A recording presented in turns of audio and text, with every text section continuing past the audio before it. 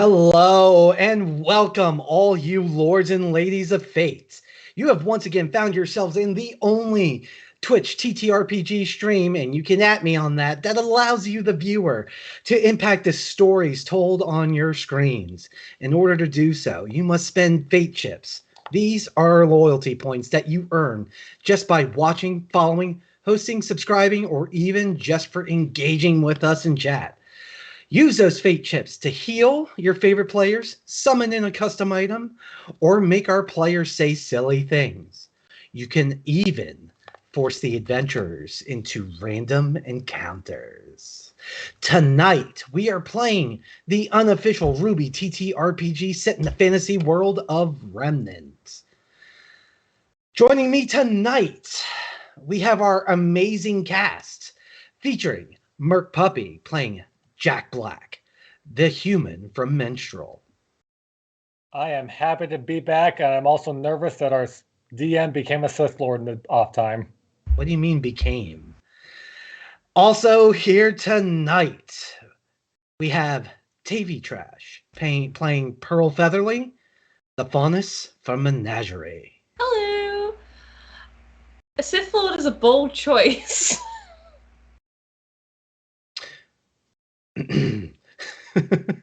Next, we have Felix Feltfinger playing Jiminy Henson, the faunus from Shade Academy. I thought that was the lady that gave Snow White an apple. Or Sleeping Beauty an apple. But she got a beard now. Okay, we're just going to add a few more encounters to this next bit. There you go. And lastly, before the crew continues digging themselves a nice lovely hole, we have VG Mermaid playing Aqua Tafana, the human from Shade Academy. I like turtles. It's a good thing to like. Well, guys. Oh, and lastly, but certainly not least, you have myself. I am Headmaster Goo Devil. I will be the arbiter of tonight's festivities. Welcome. Now, it's been a while since we were last convened. It's been about 3 weeks to the day, so if you need a little bit of a recap, well, lucky you. Previously on RWBY, the Fabled campaign, Team Jackpot or Jupiter, still up in the air there, began last week in the home of Mayor Grungus. As he began to give the team information about their newly acquired mission, it became apparent to Pearl that the mayor was not prepared to defend the town from Grimm. After thoroughly berating the mayor, Pearl questioned if he was fit for his mayoral duties.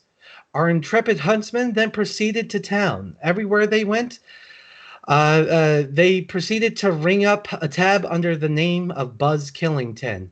I'm going to meta right there. No, they didn't. As Team Jackpot set off on their mission, they stumbled upon a pack of Ursa. After running ahead on his own, Jiminy used a burst of speed to put himself right in the middle of action. Round 2 is where we find our players this week, or round 2 of combat, pardon me.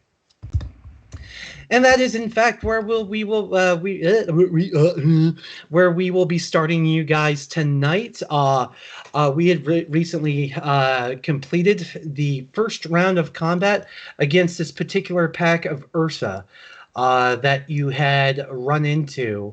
And unquestionably, unnecessarily, maybe woken up, just, well, who knows, by gentle observation or what have you. But here we are, folks. So let's just launch right back into it. So last we left off, only 2 of the Ursa had presently been hit.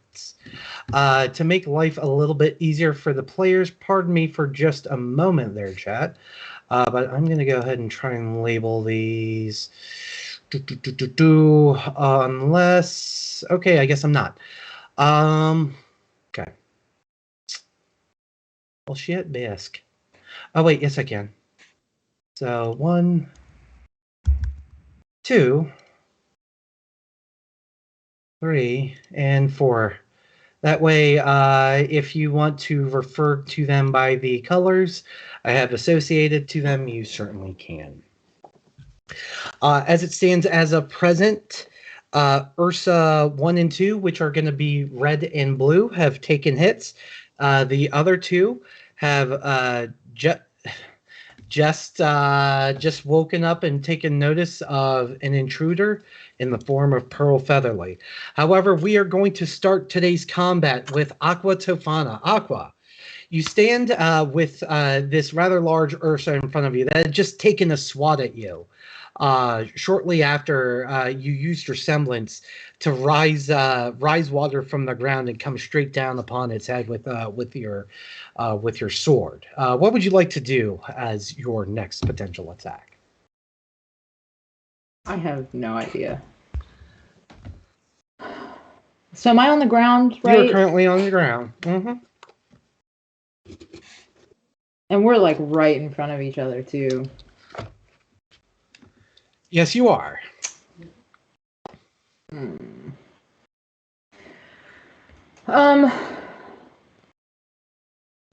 I try to avoid it? Can I like try and slide under it real cool like? Describe what you would like to do. It's on its hind legs, yeah? Because it was trying to swat at me. So I'm gonna try to go between its legs. Oh, I could use my water and like it's winter, I'll ice it under. Okay. So if you would like, and are you gonna try to hurt it, or are you just trying to get on the other side of it?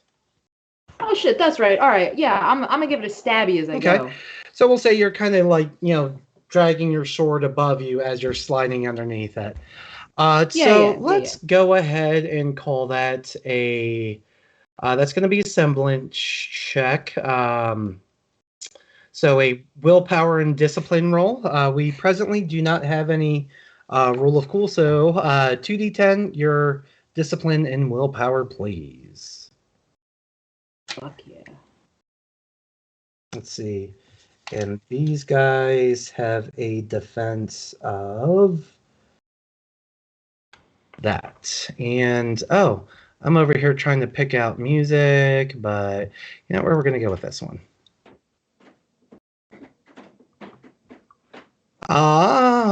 So let me get back here. Aqua rolled a 20 freaking 4. Needless to say, good enough. Do me a favor and roll 2d6 for damage. Oh, that's not action-y.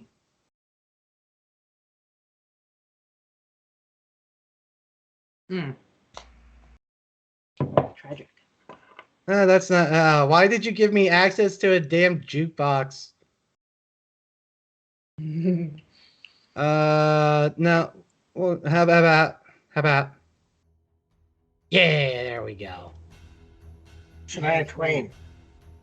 All right. So Aqua, it very much kind of like, and for those of you familiar with the franchise, kind of just does a little Sub-Zero move, and brings her fists together and shoots a bolt of water at the ground and gets a running start at it, lifting her sword from its sheath and just coming directly underneath this Ursa and slicing it from taint to beehole, but doing minimal damage because it is, I guess it's pretty well armored down there, bringing it down to that much health.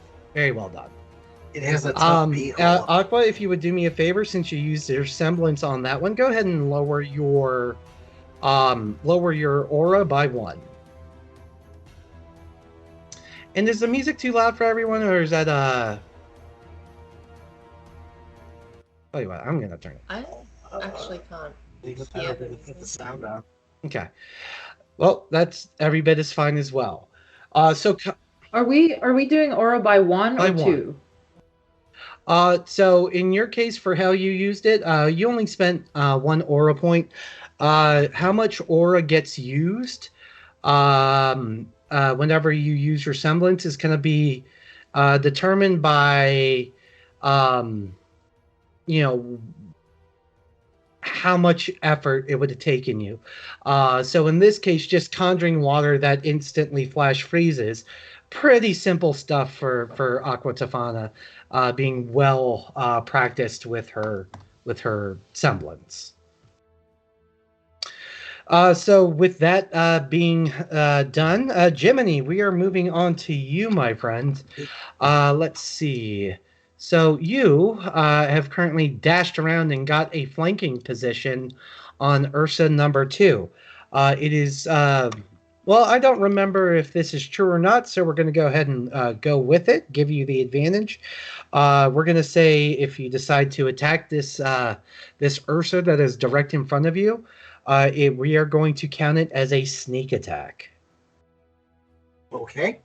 What I would love to do is, since I have the advantage, is it on all fours or is it presently on all fours, but it's looking like it's very focused on its buddy, that it can see that it's presently in a fight, though it doesn't see what its friend is in a fight with currently. Okay.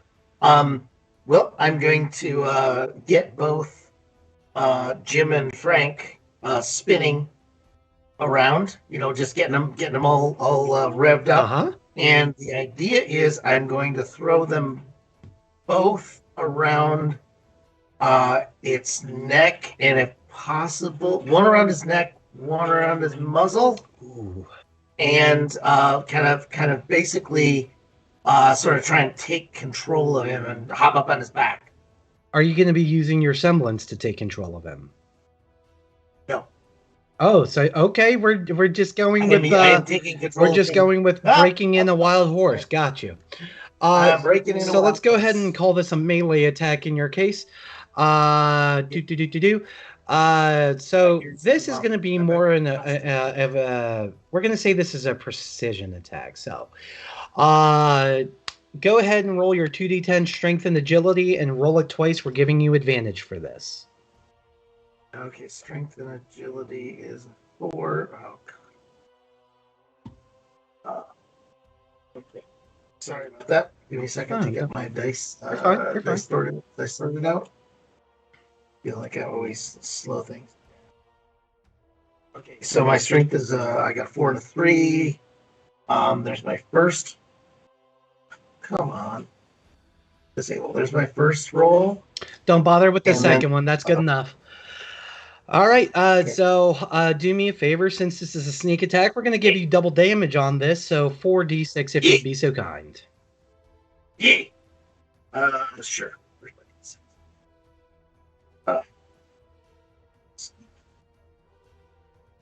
D6? Old school D6. Bite me.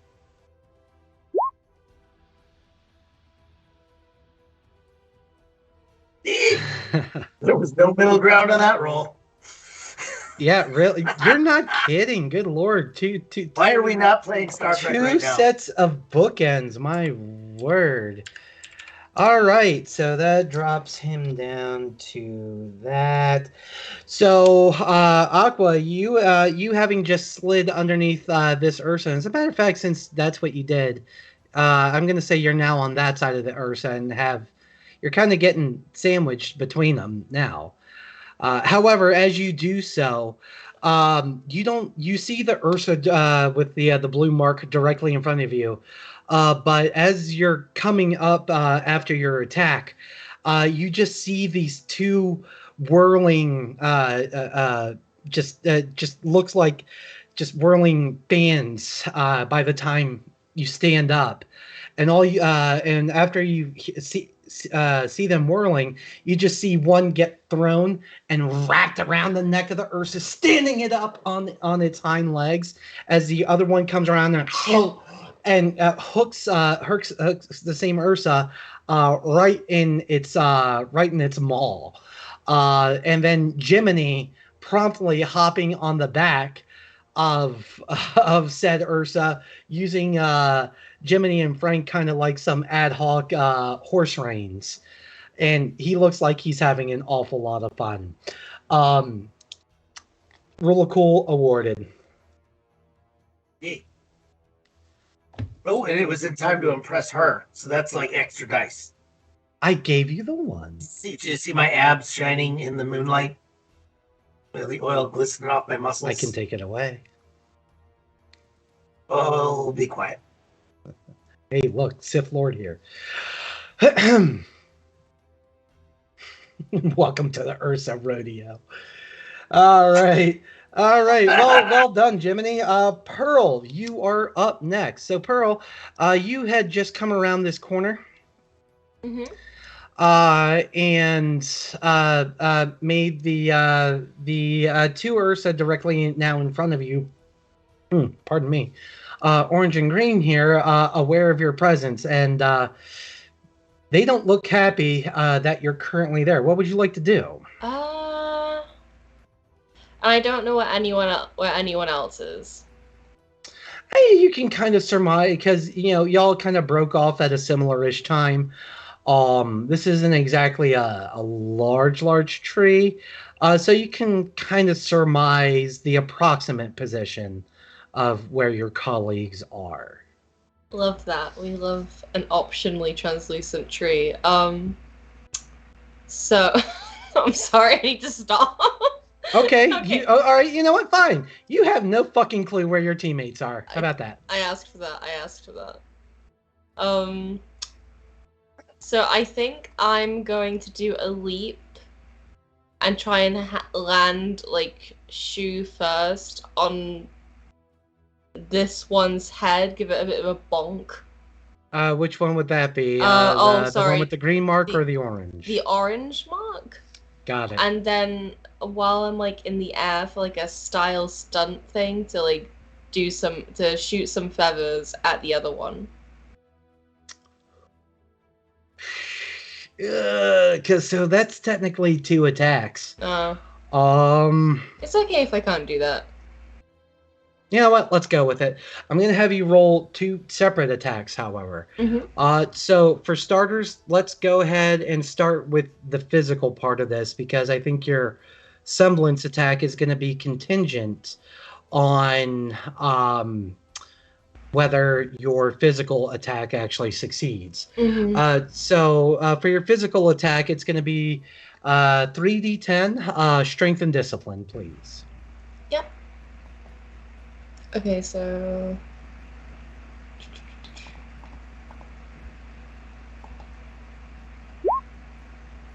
oh. All right, and to complete the rest of this attack, if you would roll this your 3d10 again with willpower and discipline this time.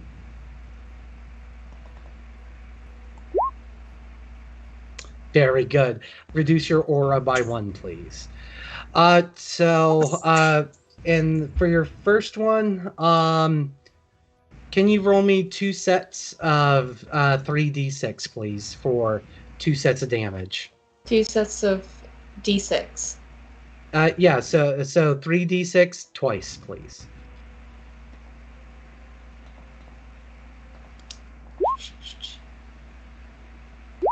Okay. Oh, I did not do well. We had style, but that was it. Hey, no substance. I mean, style's kind of what you need right now if you want to argue semantics and the mechanics of the game. But wasn't enough style to get another dice. So, I let you attack twice on a single turn. Yeah, but it was cool. Okay, I can describe it. So, like, I leap into the air very effortlessly and gracefully, and I do a little turn to stretch my feet out, and as I turn, I unsheath a sharp feather from my sleeve, and I dart it into the other creature as I land a perfect landing, and then yeah, and then I hit the ground running on behind the creature, so that I'm like. So go ahead and move your character where you want her to land, or want them to land. Pardon me. Okay, sorry. Okay, so I jump. I'm on this bear, and then I'm like behind. Okay. So yeah, happens as described. Pearl Featherly, again, just kind of just effortlessly leaps high into the air, bringing the point directly down on top of the forehead of the first Ursa towards the bottom. But as they are through the air, you just see them reach into their sleeve and just put two more feathers into the jaw of the opposing Ursa. Both of them just now that they've both been hit by you are looking at you very angrily. Oh dear. So that brings us to Jack Black. Jack, as it stands right now, you saw Aqua Tofana start an attack on the red marked Ursa, the one directly in front of you. You're hearing sounds of a scuffle opposite the tree, and sounds of what can only be described as metal grinding on bone on the other side of you. What would you like to do? Which way is the red Ursa looking? Is it looking towards me or Aqua? It is it's kind of stunned because it just got its taint tickled, so it's actually still facing you. And it's still up on its a lot of people. hind legs, or is it still back on all fours? No, oh no! After I tell you what, we're gonna face him this way. That way, you know which way he's going. He is lying back. on his back? He is back on his on all fours, because sometimes you got to clinch up a little when you get tickled.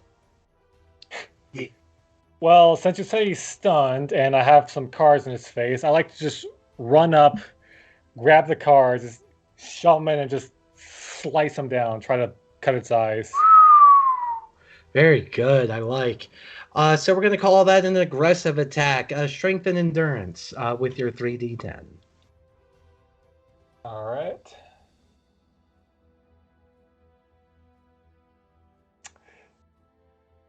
You said strength and endurance? Yes, sir. All right, let's... Everyone keeps putting Skype chat in my way, and I can't see roll 20. Thanks, guys. That was only 1d10 according to that. Oh, my bad. Yeah. Uh, Go ahead and re-roll the whole thing. Don't worry about it. It was 3, right? Yeah, 3d10 plus strength 3d10 and endurance. plus... All right.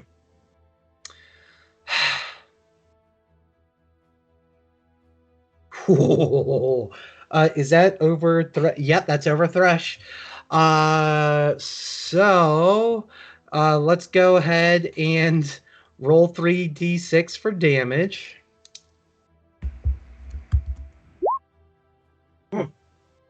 All right, putting him down to that. I can't write. So, Jack, seeing that this Ursa that Aqua had just taint tickled a moment ago, you see it as an attack of opportunity, and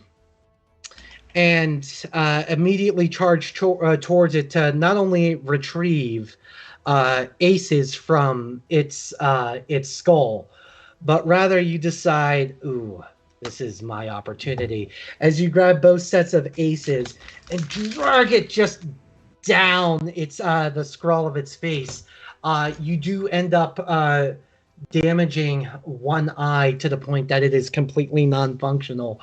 You actually see the typical orange glow of Grim, that accompanies a Grim's eyes, just fade to black. It only has one. The one functioning. Fade to Jack Black? I hate you. Yep.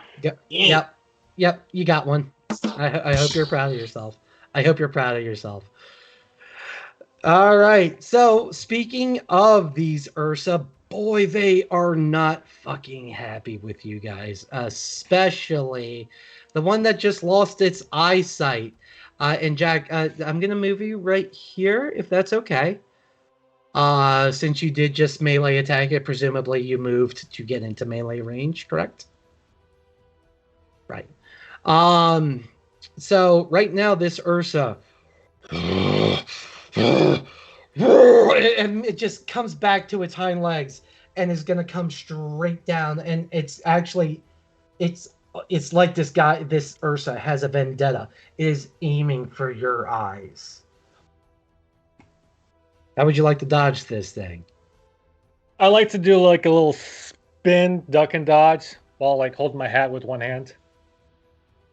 I love it so much. Do a milady. So that's going to Listen, be. the hat's the most important part of Jack Black. You guys currently have two Yes. rule of cool. So this one is an agility and perception roll. All right. And what do I roll? D10? That's going to be a grand total of 4d10. 4d10 plus, you said... Agility and perception.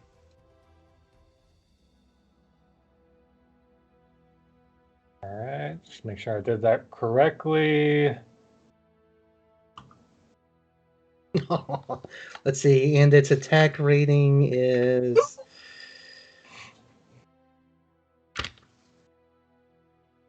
and well over the threshold. Jiminy, would you, or sorry, not Jiminy. Jack, would you like to take an attack of opportunity or a counterattack? Yes. I would like to, while I'm doing like my little spin dodging, I like to jump up with my 8 cards in my hand and just slash at the side of its throat. Okay. So you already succeeded this, so go ahead and roll me 4d10, please. Or, sorry, 4d6. 4d6.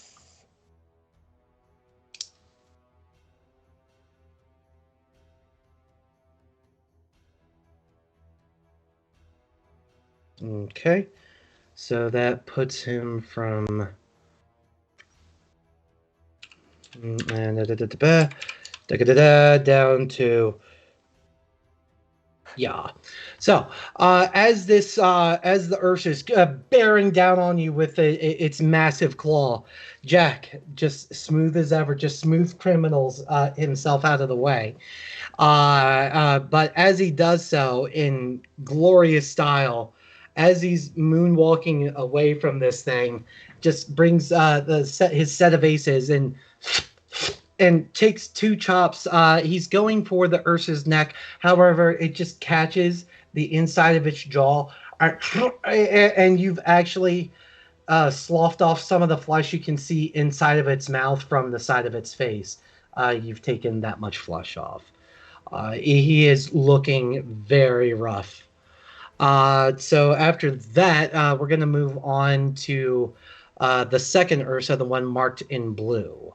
That is currently being ridden by Jiminy Henson. So here's how we're going to handle that. Jiminy, this thing is really not happy that something is riding it, for lack of better phrasing, and it's going to try to just thrash you the hell off. If you would do me a favor, you're going to roll... to make this kind of a little more balanced, I'm going to say only 2d10 plus your strength. And it's going to be... it's going to be rolling an opposing d20 to try to knock you off.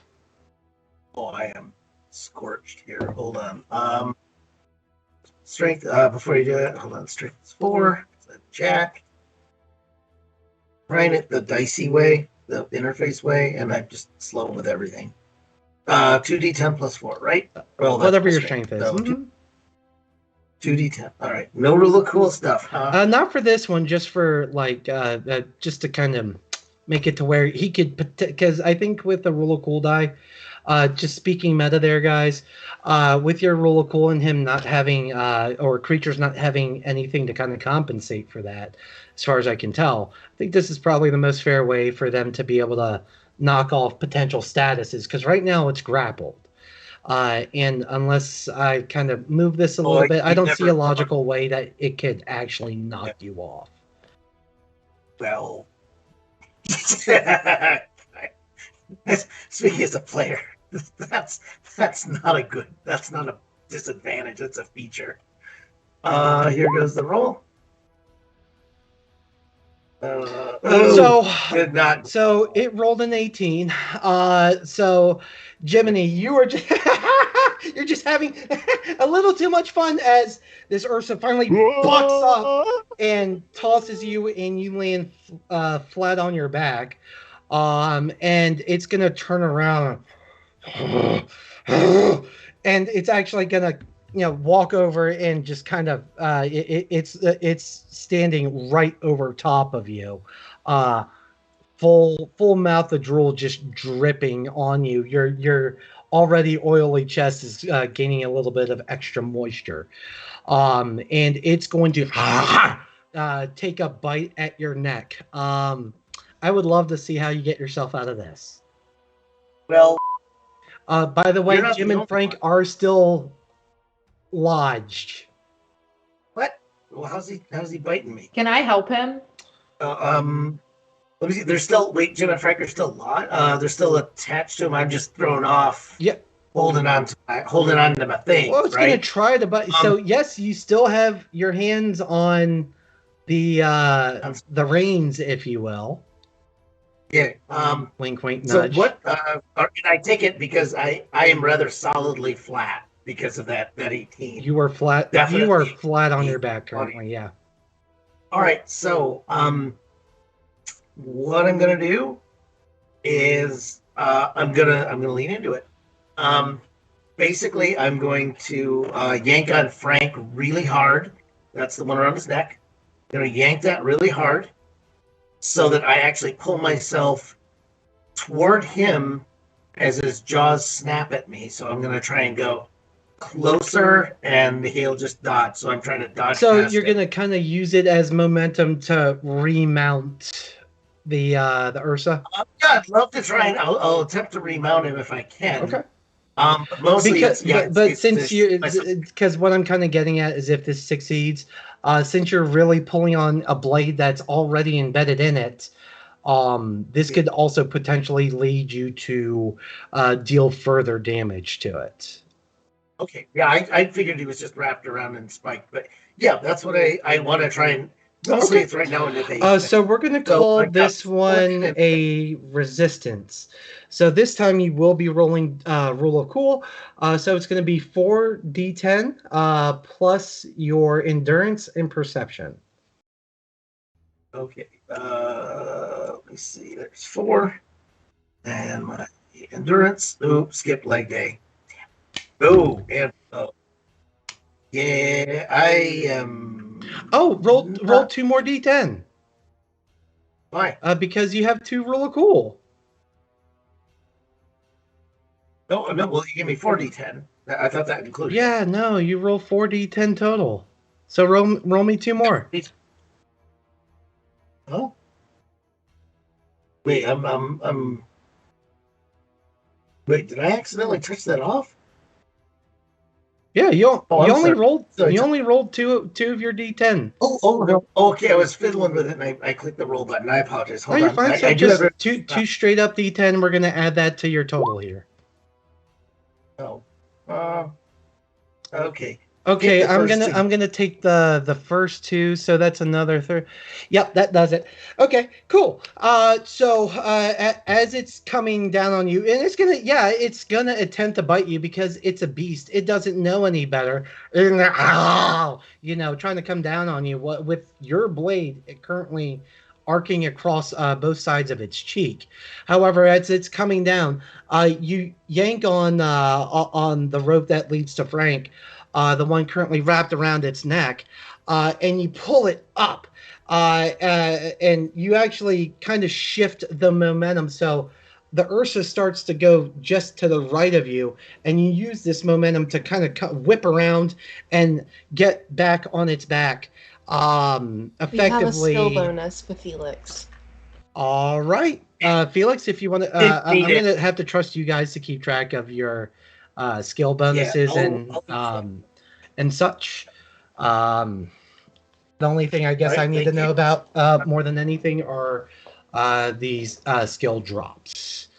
And thanks for Yes, I'll use it in a little bit here. Yeah, absolutely. As it stands right now, you do not need to use it. So if you would do me a favor and go ahead and roll 4d6 for damage. Okay, here we go.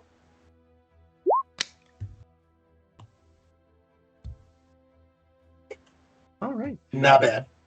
Not the worst, not by a long shot. That drops his health down to yaw. Literally the average. So not only does Jiminy Yankin manage to remount this Ursa, but you actually get to see the blade just start to, and it's almost to the point that it's starting to breathe out of the emergency tracheotomy that you have just given it.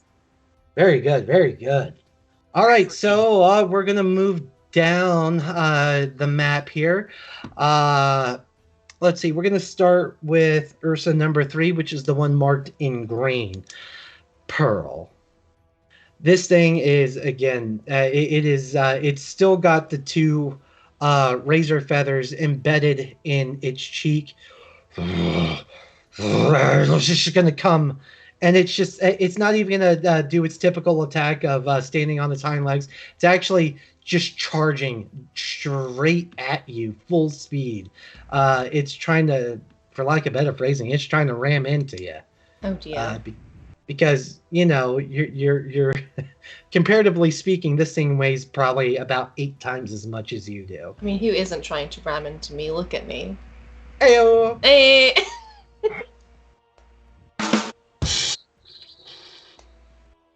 I'm sorry. You're fine. How would you like to try and avoid this? I would. That's not the first fun I would like to very gracefully take a step this way. Like I point my toe, I put it on the ground, and I do a little twirl, and I'm here, and I say, you must have 2 left feet because you are a terrible dancer. All right, well, first off, let's see if this succeeds. God damn you all. Again, working with 2 rule of cool, it's going to be 4 total d10. You're going to add your agility and perception to that roll. Okay, agility. And its attack value is that.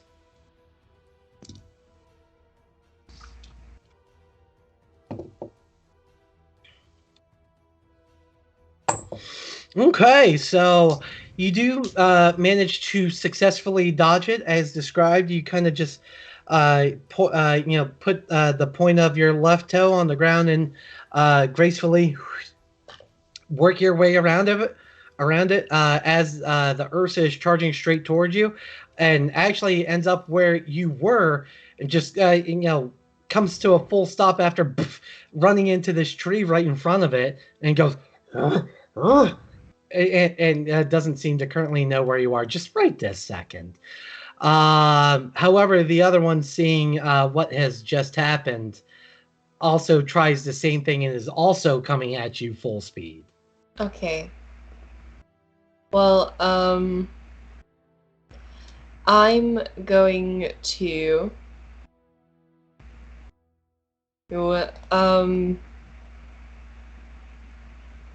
kind of do a bit of ooh, I have options. Okay. I kind of want to stay with the party, so I'm kind of going to just kind of tiptoe to not tip. Wait, this is snow, right? And I can Yes. I can glide on water. So can I kind of just glide here? Sure, why not? And We'll call this the exact same as your previous roll. Adding your agility and perception to this one. oh wait, I want to make a pun. Okay. Sorry.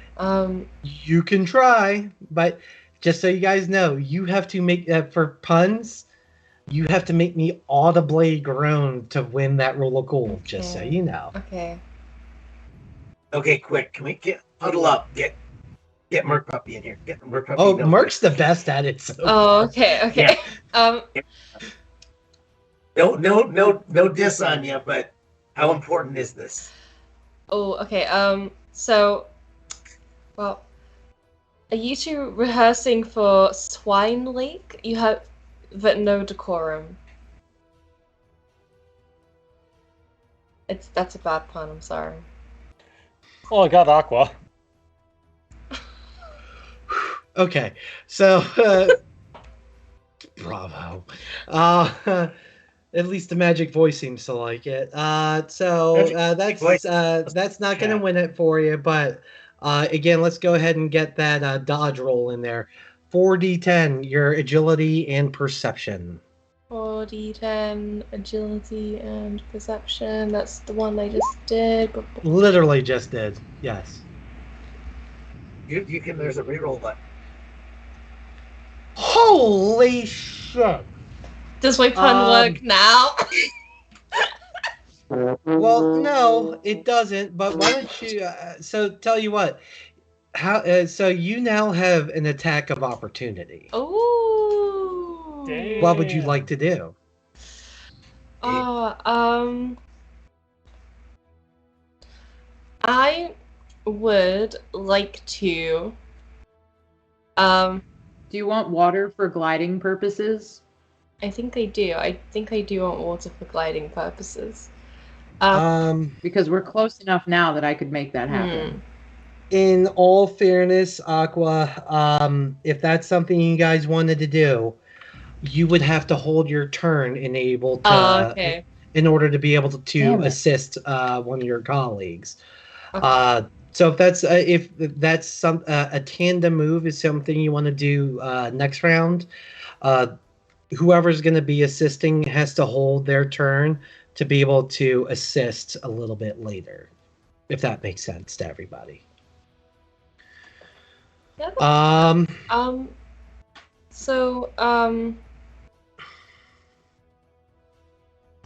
okay, so I think I'm going to do a little swing, like I'm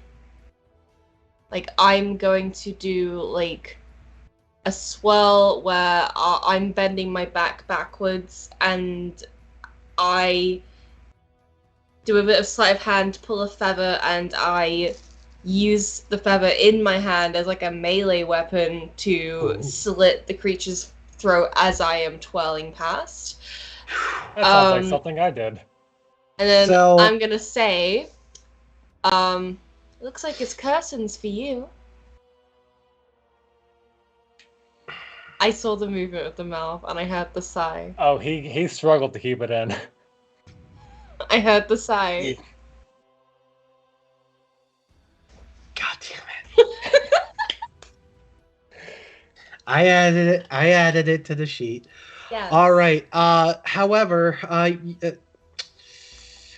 I'm calling since you exceeded its attack value by double. I'm going to call this a critical hit for you, even though by all due technicality it isn't. So if you want to roll me 8d6. Oh my please. god. 8? 8. Because you have 4 currently. So critical hit, you double the damage. Okay, so 8d6. What am I adding? Nothing. Nothing. Okay, fair. I'll take that. That's a good trade. Good push that. Oh! So that takes it from that to oof. You sent it. Wow. I think that if I'm not mistaken, that might be the hardest hit that we've had so far this campaign. All right. So Pearl, as the second Ursa is charging directly at you, you turn and notice as you hear the stomping of its paws on the snowy ground, and just kind of lean backwards and spin around it as it's like, so if this is you, this is it. You kind of just lean back, and as it's going past you, just kind of spin around. As you complete your spin, you've already produced another razor feather, and use it to just come directly across its neck. And as you do so, it's so stunned by the hit, it just continues its run until it crashes into this tree, where it is just dazed and stunned by not only running full speed and kind of giving itself a concussion into this tree, but by the sheer amount of blood loss it's currently experiencing. Very good, guys. And looks like we got a skill bonus for Pearl from Atlas. Thank you. Atlas. That was really nice of you. So that said, that is, let's see, that was all of them. So we're going to come back around to the top of the order. Aqua, we have you with Jiminy on deck. So Aqua, Pearl Featherly just kind of did all, just danced their way around a bunch of Ursa and just put one into a fucking tree. You see that it's bleeding profusely. Jiminy looks like he's just having himself a good time riding this Ursa. I think you broke your voice mod box. So Aqua, what would you like? Excuse me. Along with that, you also see you've also seen Jack just with as far as you can tell, we know what happened in Lords of the Latest Fate Lane, but it looks like he just grabbed this Ursa by its eyebrow and its jaw and just fucking face slammed it into the ground. And a redemption for a sing for Pearl, by the way. So Pearl, that is at your leisure. Oh wait, that didn't go through. Oh, it didn't go through. My apologies. It's for drawn at the spank bank. Hey, Magic Voice, did we give out beginning chips? Yeah. Because if we didn't, you could go ahead and do that. But how about this? Headmaster Goo Devil says 150 fate chips to all. Just for being here. Thanks for hanging out tonight, guys. So, Aqua, what would you like to do? Do that? So, after seeing all that, I'm like, wow, they really got this under control. So, the yellow one is the one that just got absolutely wrecked. Yeah. As has the red one, to be fair. So, true. Oh, and damn. The red one. The red one is the one that you had hit previously. Can I fire twice? What would you like to do? I kind of want to do like a water tornado situation, spin around and shoot for the red one and the yellow one. I let Pearl do it. I'll let you do it as well. So we're going to call this a semblance check. So roll me your willpower and perception for starters. And so that's going to be 4d10 plus your willpower and perception. What is my Jesus? Oh yeah.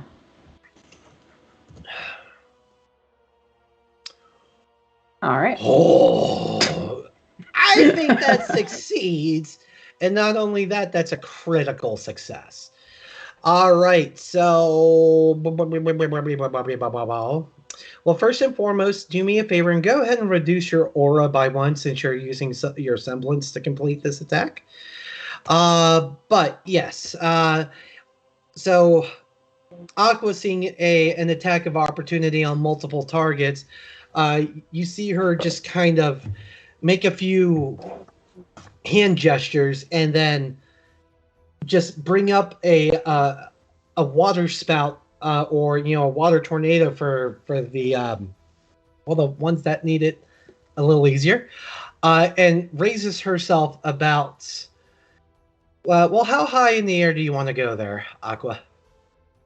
I want to be higher than, like, if one of them is on their hind legs, I need to be higher than that. Okay, so we'll say just spitballing an Ursa standing on its hind legs is probably gonna measure at about 8.5 to 9 foot tall. So we'll put you at about 10 feet up. Is that okay? So you're not Yeah, you're I not, guess so, that's a long shot. well, it's All not right. not really. No, and I'm not going to penalize you for a height disadvantage, if anything. All right, fuck me up. Send me. So let's go ahead and roll. We're gonna, again, this was a critical success for you. And actually, I'm sorry, reduce your aura by 2, since I'm letting you attack twice here. You did that. I'm a good student. So I'm gonna have you do the same thing that Pearl just did, and roll 2 sets. Holy shit, they're gonna die. 2 sets of what ends up being 10 D10. D10? D6s. I keep doing that. Oh man, I shouldn't have said anything. Okay. Oh, come on! So. Bleak. No, right, Angela was correct the first time. It was 10 D10. Yeah, go ahead and re-roll. And go ahead and do it again. Holy shit!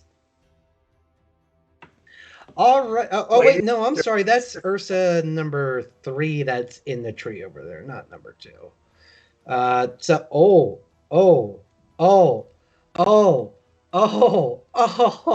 my god. That's a rule of cool. So you now have 4. Because as Aqua brings herself up to not quite the top of the tree canopy, but ever so slightly below it, as she is in this whirlwind of, well, let's call it what it is. It's a whirlwind of death.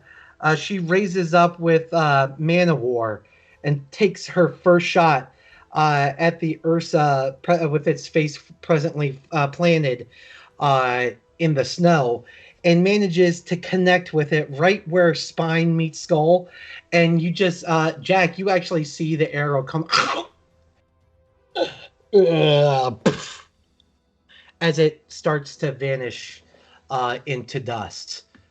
It is so very dead. So very dead. And I had a marker for that. There we go. And not only that, she continues this attack and spots the one that was giving her new bestie better than the rusty Pearl all this grief.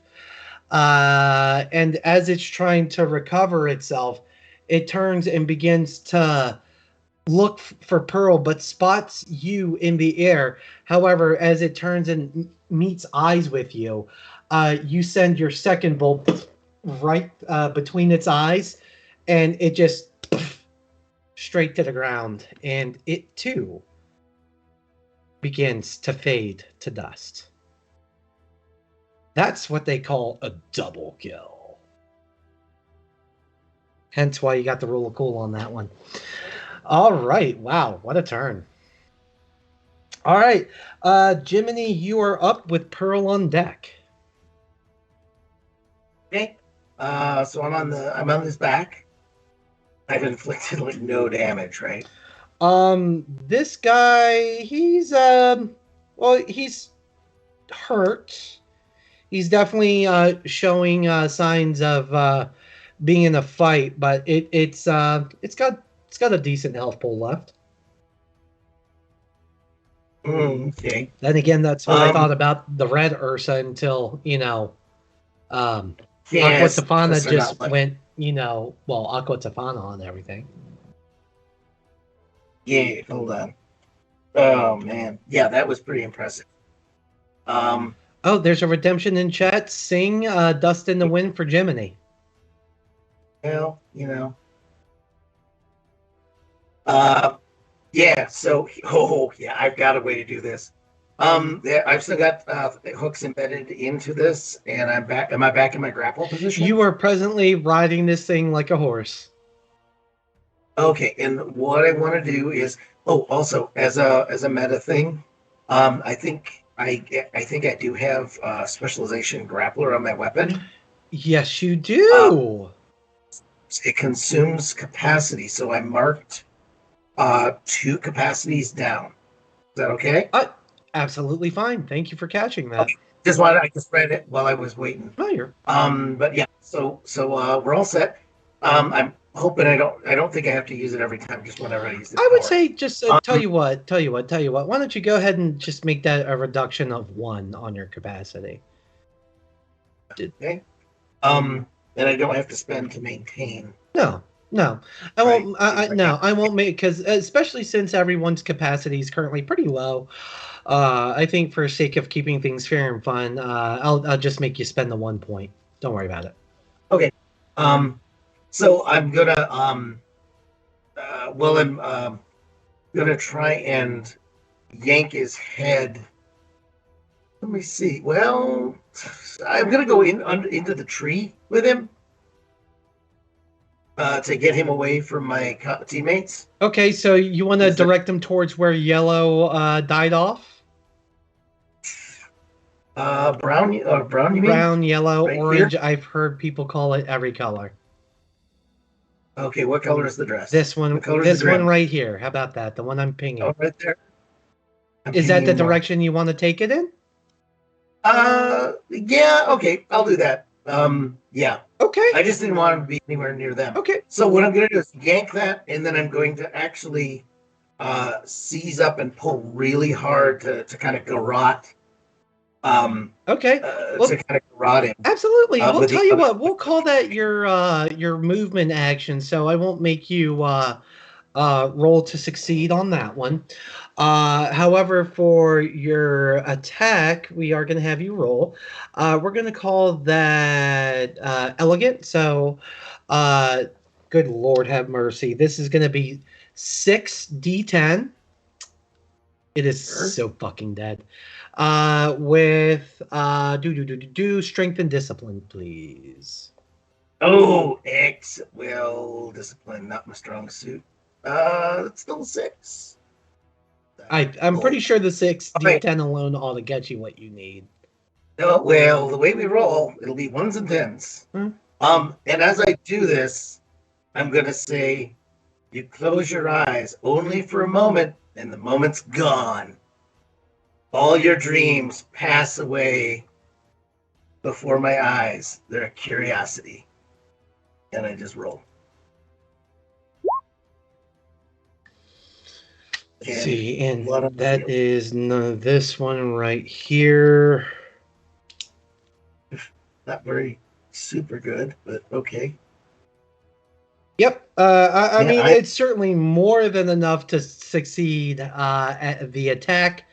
And tell you what, with its health total, and since you exceeded its defensive threshold, we're going to call this a one-shot kill. Well, hardly a one-shot, but yeah, you get it. So Jiminy, as you're directing this Ursa away from your teammates, you see more trees coming up, and you don't want yourself to be a victim of another concussion, because the doctor said you can't have another one of those, otherwise they're going to just take you out of the league altogether. But then you're going to go play this sport up in Canada afterwards, because you got to make that paycheck. However, to prevent this from happening, you rear back on the reins of Jiminy and Frank as hard as you can, abs glistening, the veins in your biceps just absolutely popping out. Right at the peak of your pull, you start to see the Ursa's head just tilt back further and further as the head just absolutely removes from the body. And at that point, you have a little less resistance on Jim, and you actually make it to where from mouth to like this part of the jaw is its own piece of gore, and the rest of its head from top teeth on up are two separate pieces. As it collapses and falls straight to the floor, you now have full. You've now recovered Jiminy and Frank, because well, hell, this thing's turning to dust. It's going back to the one could say to the pool of destruction. I'm about to say this. Dust in the wind. All you are is dust in the wind.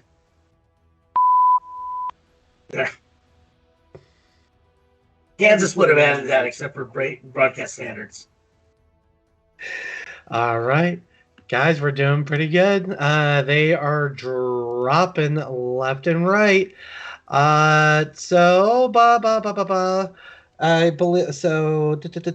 Pearl, you are up with Jack on deck. Pearl, what would you like to do?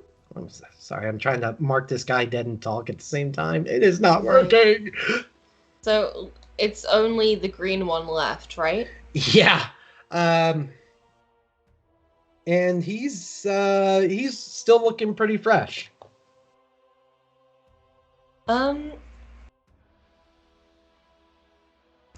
I think I'm going to just I'm gonna take an elegant step forward and then do a roundhouse kick to the head and say, "This should keep you on your toes."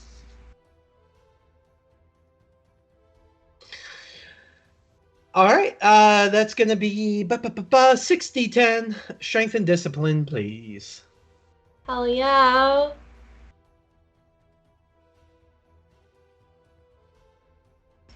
I need to figure... I just do discipline because my strength is nothing, and that is a 4. Again, I'm pretty sure all the rule of cool... Yep, exactly. These are pretty hard to fail once you guys start earning those. So that is going to be 6d6 for damage, please. D6 for damage. 6d6. I'm making a mental note to take Pearl to the next gym we find. Hell yeah, every day is leg day for Pearl. Every day. It needs to be arm day now. Need to work on your upper body. Honestly, yeah, I do. We'll get you there. Like, everything waist up is, like, kind of soft and, like, is very soft, no tone, but, like, everything below, rippling biceps on my thighs. Those are called biceps. I've got biceps on my biceps. My biceps. So, outside of Pearl's normal, elegant attacks where it almost seems like they're dancing over fighting Grimm, Pearl seems to have had enough of this Ursa's shit, for lack of better phrasing. Simply taking a step forward, dropping into a stance, and just bringing their right foot to the jaw of this Ursa, and just delivering a deafening blow to the side of its jaw, and just you actually, Pearl, you actually feel a click in the point, and looking back at this Ursa, it doesn't seem to be able to close its jaw anymore. It's just kind of hanging open. All right, so that being said, Jack, you are up with the last remaining Ursa on deck. I had so many jokes in life for these last two dead Ursa. I'm so sorry. I'm a little upset. No, it's good. Oh, I get the feeling you'll have more opportunity. So I guess I should just... Do I see, like, my team and the Ursa? I'm going to say you see... you can see that Pearl is fighting something, but since Aqua's in your way, you can't see what. But it's a pretty safe assumption. You can take a wild guess what's going on opposite side of Aqua. All right, I like to move over, like between Pearl and Aqua, like over yonder. I think that's within my movement. Let's see. I mean, you have 10 movement, so that would have been 1, 2, 3, 4, 5. Yep, perfect. All right, and then with my cards in hand, I would just like to toss them right at the Ursa.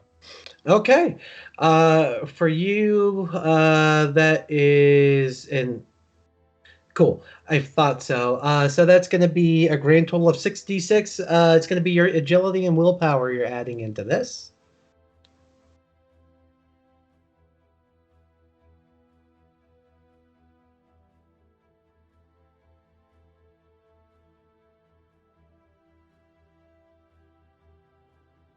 Why did I say that?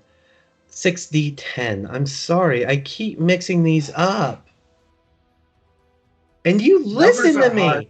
You know what? Yeah. I mean, technically, they're a better roll. And as a matter of fact, I was going to say we could just keep that roll and it hits, but that roll exceeds threshold. So we're going to give you a critical hit just to kind of get you guys through this last one and kind of just look at the time. So we want to move you on at least a little bit further. So let's go ahead and roll. What would that be? 6d12, please. Or sorry, 12d6. I can't get it straight, folks. What? 12d6. You heard correctly. Wow. Okay. 12d6 plus nothing.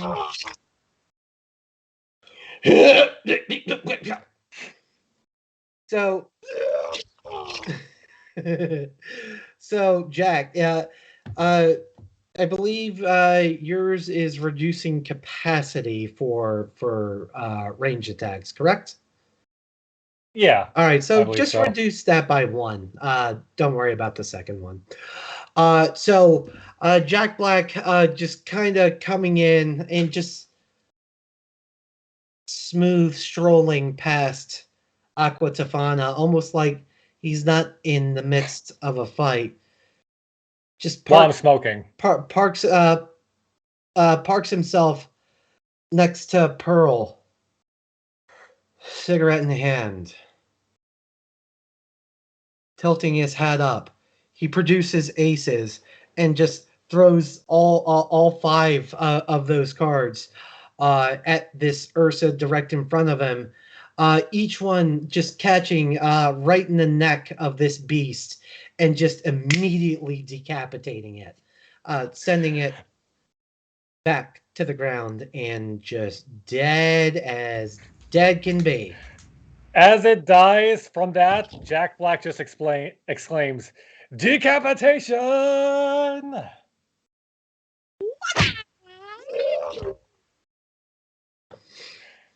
Thought that would get you for sure. I think Feather snatches the cigarette from him, from that, because it's like she was no, you can't just shout a war thing at the end. No. And she smokes it instead. It's like, no. Jack just stands next to you, looking at shock and a little bit disgust. Oh, you can be nice and share. What kind of cigarette? Jack Black. Jack Blacks. Jack Black smokes Jack Blacks. Yes. It is market. All right, guys. So this group of Ursa now being extinguished, we are not abandoning.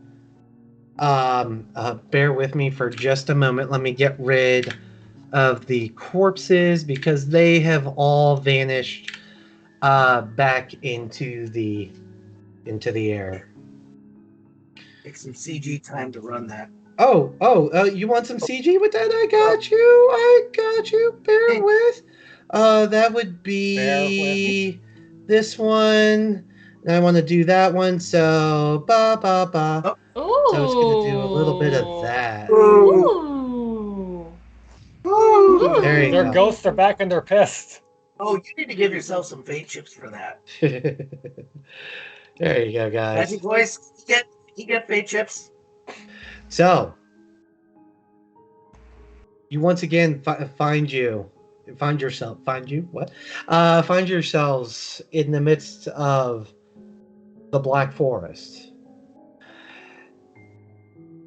You feel maybe caution might be the best course of action as you proceed to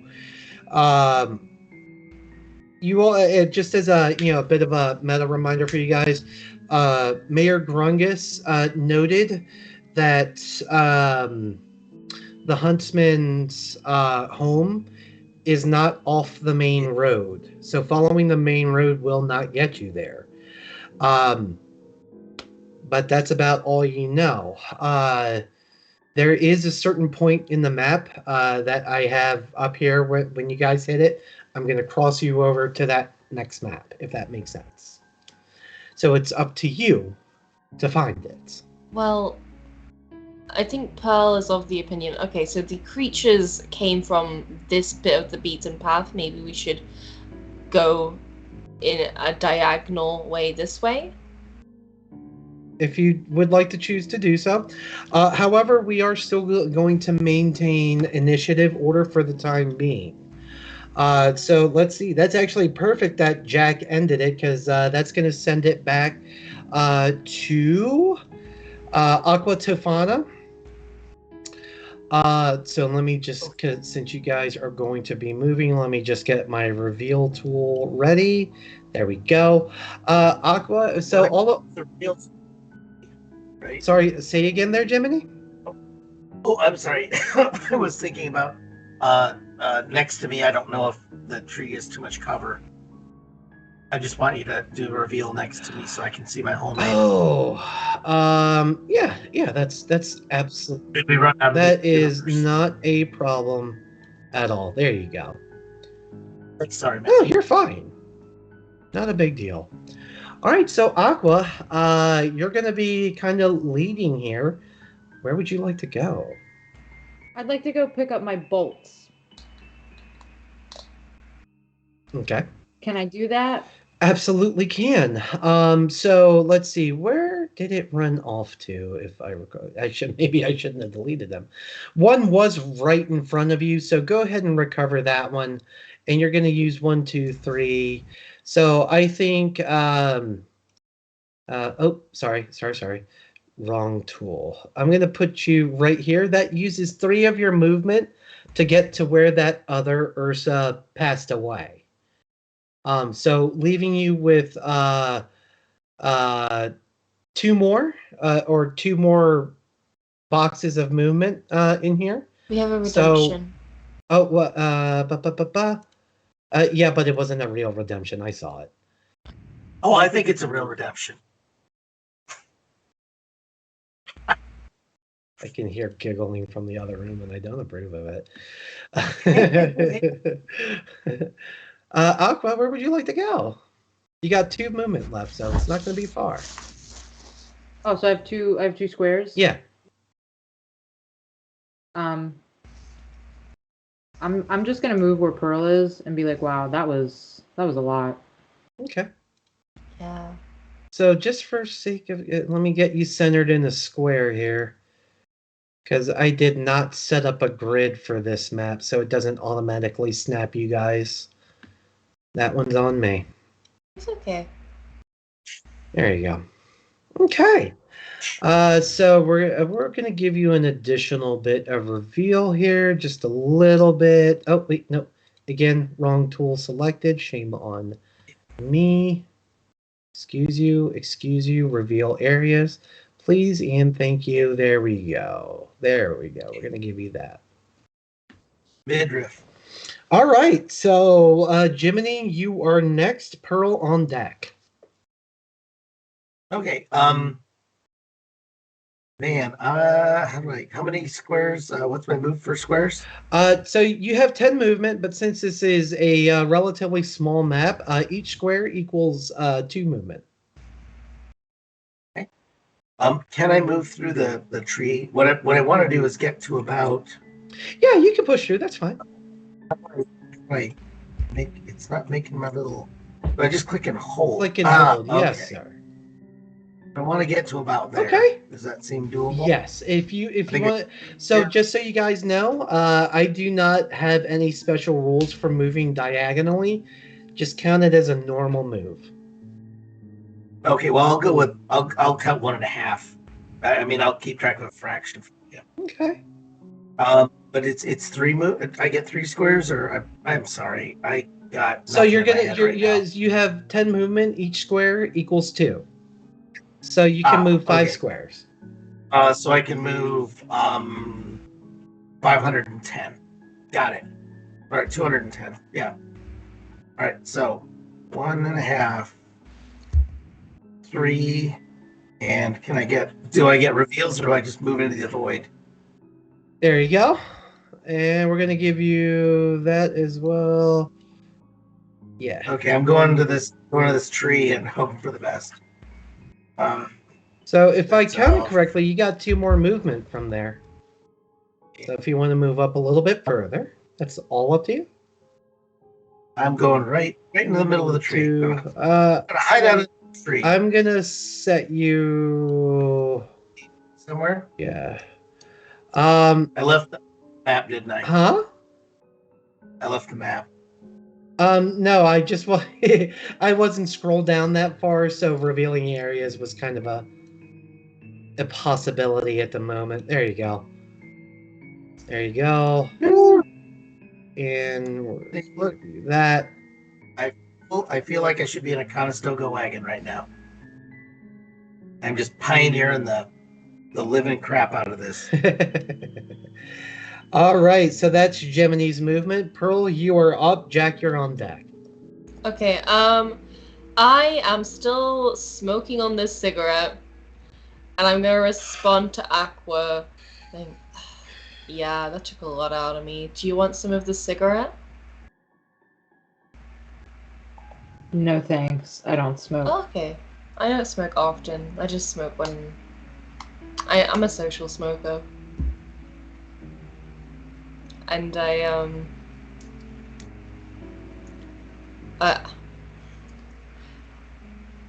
think I give the half-smoked cigarette back to Jack as I get to business.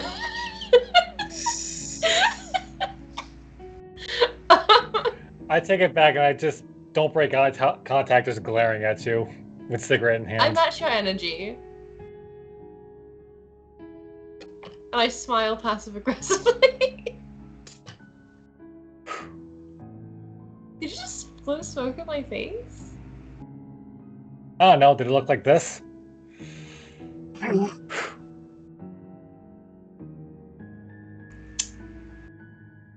Well, it appears you have 2 talents. Hiding in trees and smoking.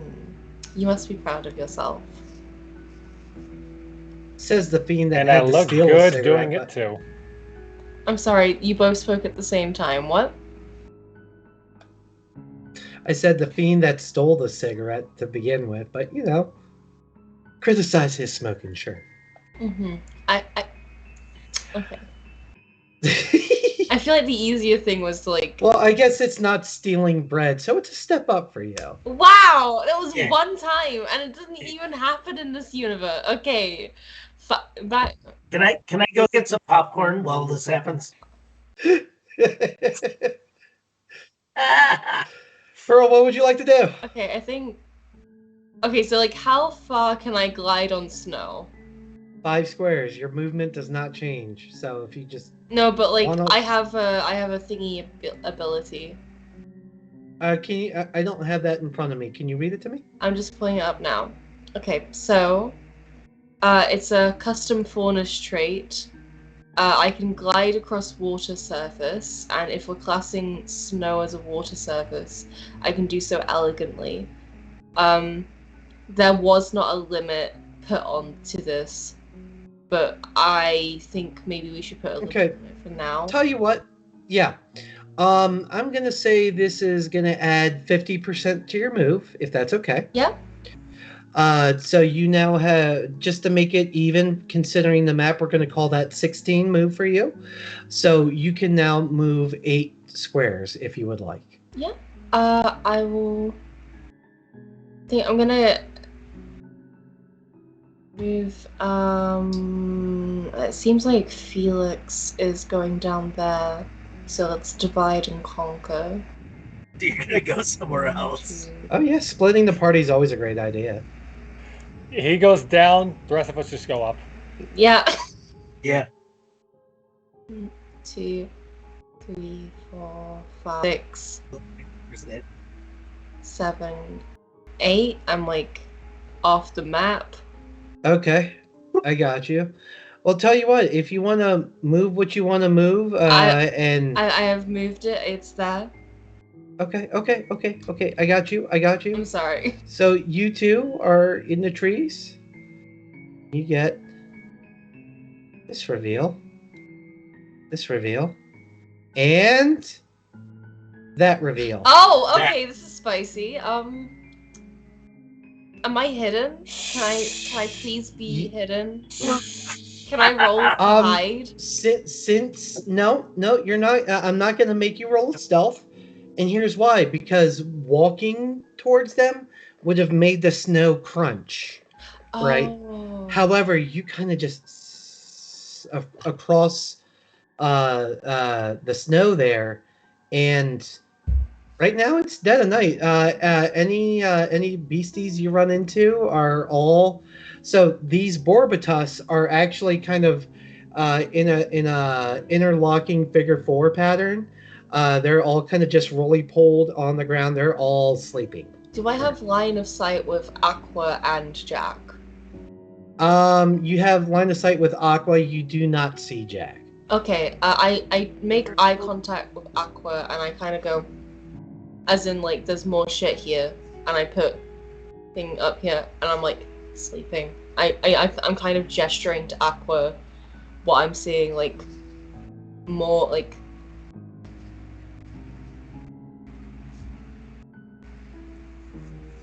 The only social cue Aqua can take is the weird eyes of like something's wrong. So I have no idea what's actually going wrong, but Aqua knows to just like stay put. Mm-hmm. Okay.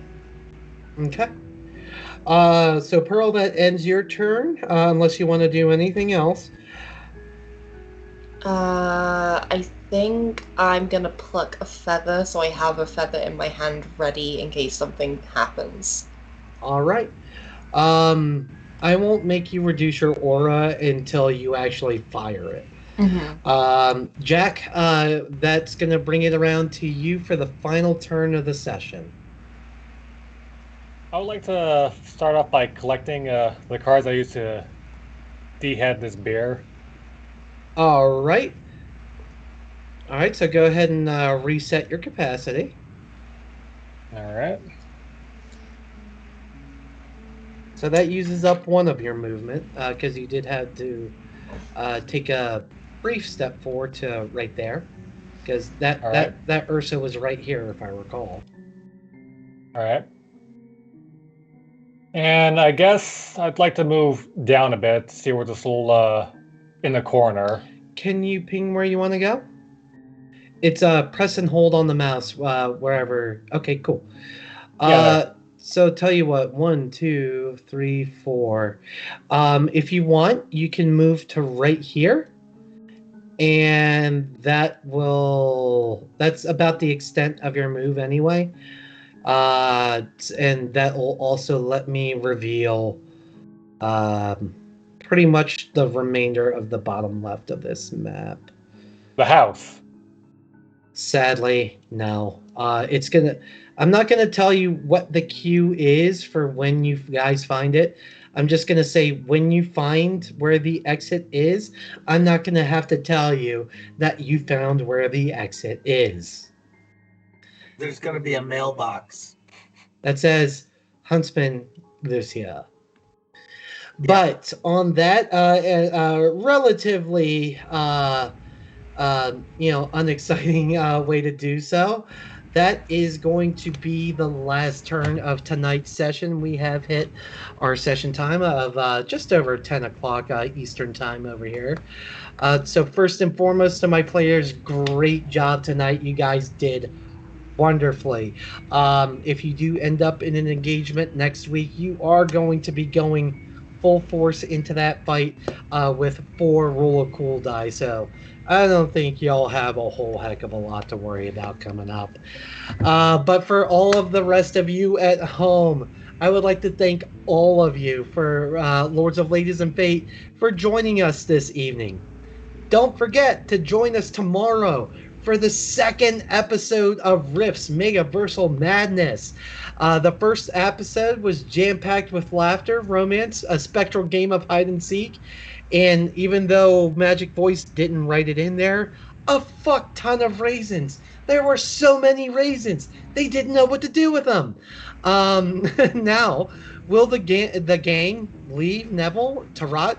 Leave the Neville to rot in servitude to the Spluggroth? I don't know what that word is. Why is Nala acting all glowing and evil-like? I am reading this exactly as it's written. You won't want to miss even a second of the madness as the crew heads off to Virtuous, the ancestral home of Rungus. Be there. Vicarious, whatever. Be there. It says next Thursday, but I'm pretty sure it's tomorrow.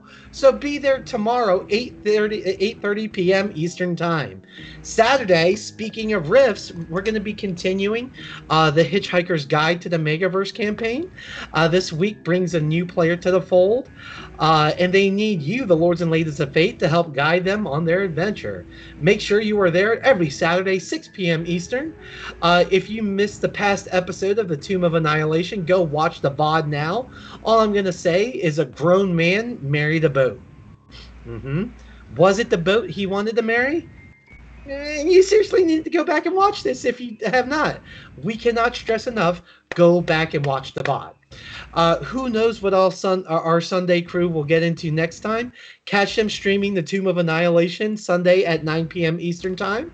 And the USS Norway is somewhat fixed for now, but how will Captain Sykes' crew adapt to their new edition? What computations with our godlike referee dream up, and why is it never on par with the veritable shitstorm the Lords and Ladies of Fate throw at them every week? Tune in this Monday at 8:30 p.m. Eastern to boldly go or against with our crew. And last but not least, guys, we are still looking for one more player for Solar Patrol. That's going to be what's taking the place of Star Trek Adventures on Monday nights. So if you have any interest in playing that, be sure to drop into our Discord. If one of our lovely mods would drop the Discord command into chat. Join our Discord where you can just come and interact with us. If you want to join any of our games, if you want to run your own game, we have a channel that's dedicated to that. But all this being said, last but certainly not least, be sure that you tune in next week for the continuation of RWBY, the Fabled campaign. See what other trouble this intrepid crew of huntsmen can potentially get into. So guys, we are going to go ahead and jump ourselves into a raid over here. Are we loaded up on such? No, of course we are not. That would be the simple thing. So I'm buying time for Magic Voice. No, I will say, at least in...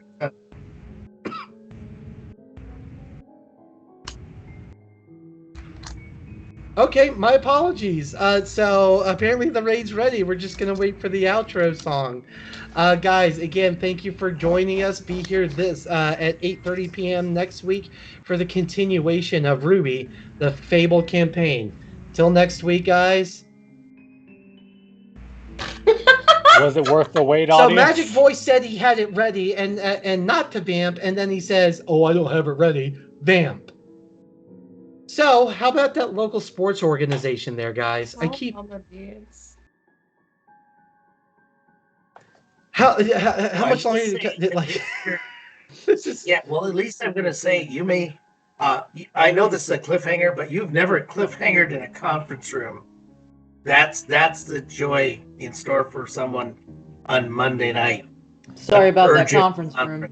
Yeah. That conference room. Oh yeah. It's a real bummer what happened to that conference room. You're gonna bushwhack that, aren't you? Yeah, it's tragic. The bullion forgot the rest of it. All right, guys. See you next week. Bye. Good luck, Huntresses.